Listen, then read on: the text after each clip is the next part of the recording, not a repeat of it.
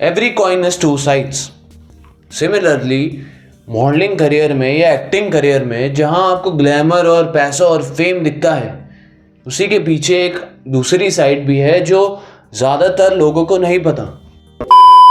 हाय, मेरा नाम है Nikit Malhotra. I am a professional model and इस वीडियो में मैं आपसे बात करने वाला हूँ the other side of modelling, the darker side. मैं आपको डरा नहीं रहा या आपको ये नहीं कह रहा कि आप मॉडलिंग मत कीजिए। मैं इस वीडियो के थ्रू बस आपको अवेयर करना चाहता हूँ उन चीज़ों के बारे में जिसका आपको ध्यान रखना है अगर आप अपना मॉडलिंग करियर शुरू करने वाले हैं। अगर ये सारी चीज़ें आपको पता होंगी तो डेफिनेटली आपके लिए आसान होगा अपने मॉडलिंग करियर को शेप अप करना। सबसे पहली चीज़ जिसके बारे में आपको पता होना चाहिए जिससे आप एक्सप्लॉइट हो सकते हैं, that is monetary factor. Monetary factor से मेरा मतलब ये है कि सबसे पहले अगर आप एक फ्रेशर हैं एंड आप फ्रीलांसिंग कर रहे हैं तो आपको बहुत ही कम बजट्स में काम करवाया जाएगा। आपके पास उस टाइम कोई ऑप्शन भी नहीं है क्योंकि आपका लुक बुक, आपका पोर्टफोलियो में इतने ब्रांड्स, इतना काम नहीं है अगर आप एक फ्रेशर हैं। So yes, for aspiring talents जो फ्रीलांसिंग करना चाहते हैं at the beginning of your careers, आपको एक बेसिक सेट ऑफ बजट्स का आइडिया होना चाहिए ताकि आप अपने लिए कोट कर पाओ एंड आपको कोई कम बजट्स में ज़्यादा काम या फिर अगर किसी के पास फॉर एग्जांपल आपको एक कैंपेन शूट मिलता है, कैंपेन शूट्स के बजट यूजुअली 30,000 से शुरू होते हैं इवन फॉर न्यू कमर्स। लेकिन आपको, क्योंकि आपका पहला या दूसरा शूट होगा, आपको कोई 10,000 में भी कहेगा ना कि आप कर लो तो आप मान जाएंगे क्योंकि at the beginning of your career आपको पता ही नहीं होगा कि किस चीज़ के लिए कितना बजट कोट करना है। सेकेंडली, पेमेंट्स बहुत ही लेट होती हैं और कभी कभार पेमेंट्स होती ही नहीं है। इररिस्पेक्टिव आप फ्रीलांस मॉडलिंग कर रहे हैं या आप मॉडलिंग एजेंसी में हैं, इस पॉइंट से आप इफेक्ट हो सकते हैं। जब तक एक मॉडल की पेमेंट क्लियर नहीं हो जाती, आप ये नहीं कह सकते कि आपकी पेमेंट आप तक ज़रूर पहुंच ही जाएगी। मैं ये नहीं कह रहा कि क्लाइंट्स चोरी करते हैं या फिर ऐसा कुछ होता है। मैं बस ये कह रहा हूँ कि क्लाइंट से लेके मॉडल तक बीच में बहुत से ऐसे लोग होते हैं जिन पे डिपेंड करता है कि वो आपकी पेमेंट क्लियर करेंगे। अगर करेंगे तो कब तक करेंगे। फॉर एग्जांपल, अगर आपने एक शूट लिया है एंड आपको किसी स्टाइलिस्ट ने बुक किया है तो ब्रांड उस स्टाइलिस्ट को पेमेंट करेगा एंड उस स्टाइलिस्ट से आपको पेमेंट क्लियर होगी। अगर ब्रांड ने 1 या 2 हफ्ते तक पेमेंट कर भी दी आफ्टर द शूट, लेकिन स्टाइलिस्ट ने आपकी पेमेंट रोक ली, तो इवेंचुअली आप कुछ नहीं कर पाएंगे, आप सिर्फ फॉलो अप कर पाएंगे उनसे। हाँ, आप ब्रांड को कंप्लेन कर सकते हैं, आप बहुत कुछ कर सकते हैं अपने एंड से, लेकिन इवेंचुअली आपकी पेमेंट डिले हो चुकी है एंड वो उस मीडिएटर पे डिपेंड करता है कि आपकी पेमेंट कब तक क्लियर होगी। बहुत सी ऐसी मॉडलिंग एजेंसीज हैं जिनके साथ ये प्रॉब्लम आती है कि वो अपने टैलेंट्स की पेमेंट होल्ड कर लेते हैं। 4-4, 5-5 महीने तक पेमेंट्स ही नहीं क्लियर होती हैं। तो फ्रीलांसर्स के साथ साथ मॉडलिंग एजेंसी जो टैलेंट्स ज्वाइन करते हैं उनको भी थोड़ा सा एक्टिव और थोड़ा सा ध्यान रखना पड़ेगा अपनी पेमेंट्स के बारे में, अगर आप चाहते हैं कि आपकी पेमेंट्स आप तक पहुंच जाएं, वो भी टाइम पे। नहीं तो कई बार ऐसा भी होता है कि अगर आपका कोई लड़ाई झगड़ा या फिर कोई भी बात ऐसी हुई आपकी मॉडलिंग एजेंसी के साथ या फिर उस मॉडल कोऑर्डिनेटर के साथ जिसने आपको शूट के लिए बुक किया है, तो आपकी पेमेंट आप तक पहुंचेगी ही नहीं। इसका मतलब नो पेमेंट्स। आपको बहुत ध्यान रखना पड़ेगा, अपनी पेमेंट्स ट्रैक करते रहनी पड़ेगी अगर आपको टाइमली पेमेंट्स चाहिए तो। सेकंड पॉइंट जिसका आपको ध्यान रखना है इज़ दैट कि आपसे फिजिकल फेवर्स मांगे जाएंगे। Casting couch is a real thing. अगर आप मॉडलिंग से जुड़े हैं या जुड़ना चाहते हैं तो ये पॉइंट आपको ज़रूर पता होना चाहिए कि काम के बदले में आपसे फिजिकल फेवर्स मांगे जाएंगे। ये मेरे बताने से पहले ही आपको पता होगी, I am sure about it. बस मैं आपको ये चीज़ बताना चाहता हूँ कि ये ज़रूरी नहीं है कि अगर आपको काम चाहिए मॉडलिंग में तो आपको फिज़िकली कॉम्प्रोमाइज़ करना पड़े। ऐसा बिल्कुल भी नहीं है। अगर आपके पेशेंस लेवल अच्छे हैं, आप खुद पे काम कर रहे हैं ऑन रेगुलर बेसिस, आपको सही काम मिलेगा without following in that trap. Also for boys, अगर आपको लग रहा है ये पॉइंट आपके लिए नहीं है तो ये बहुत बड़ी गलतफहमी है आपकी। इररिस्पेक्टिव ऑफ योर जेंडर आपको कास्टिंग काउचेस के कॉल आएंगे एंड वो आप पे डिपेंड करता है कि आप उस ट्रैप में फंसते हैं या आप पेशेंस लेवल रखते हैं ना, आप सही काम अपने तक आने का वेट करते हैं। मैं आपको अपना ही एग्जांपल देता हूँ।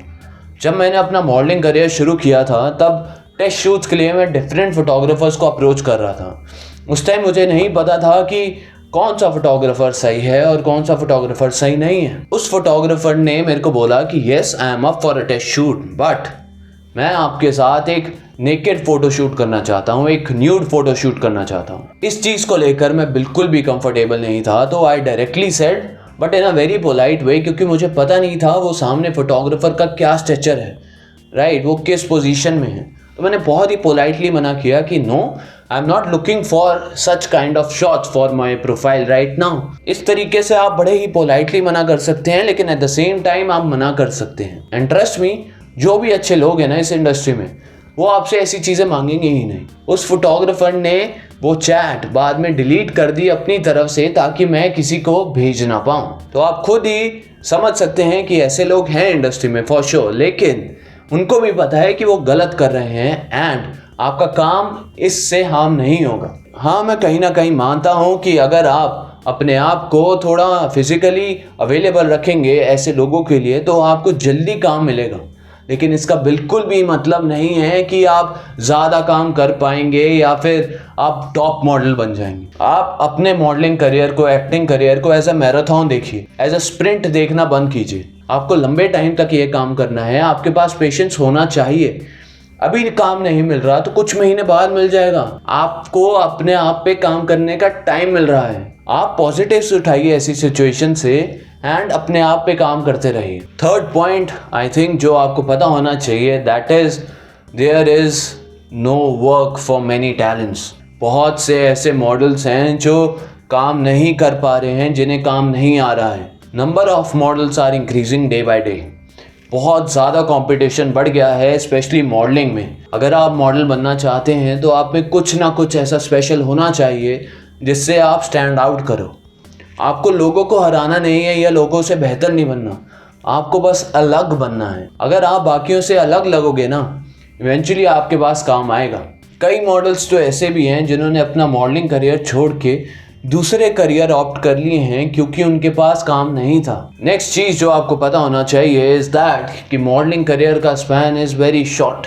You can model till your 30s if you are a male talent. Female talents हाँ अपनी एज काफ़ी अच्छे से छुपा लेती हैं, मतलब छुपा इन द सेंस कि वो बहुत ही कम लगती हैं, बहुत ही यंग लगती है, पर मेल टैलेंट्स के फेस पे दिखने लगता है कि वो अपने 30s में आ चुके हैं। अगर आप अपने हेयर, अपनी स्किन, अपनी फिटनेस का ध्यान अच्छे से रख पा रहे हैं तो डेफिनेटली आप अपने 30s तक मॉडलिंग कर पाएंगे। लेकिन बहुत से ऐसे टैलेंट्स होते हैं जिनकी एज उनके फेस पे दिखने लगती है एंड उनका मॉडलिंग काम कम हो जाता है, इसीलिए मॉडलिंग का करियर उनका ख़त्म होने लगता है।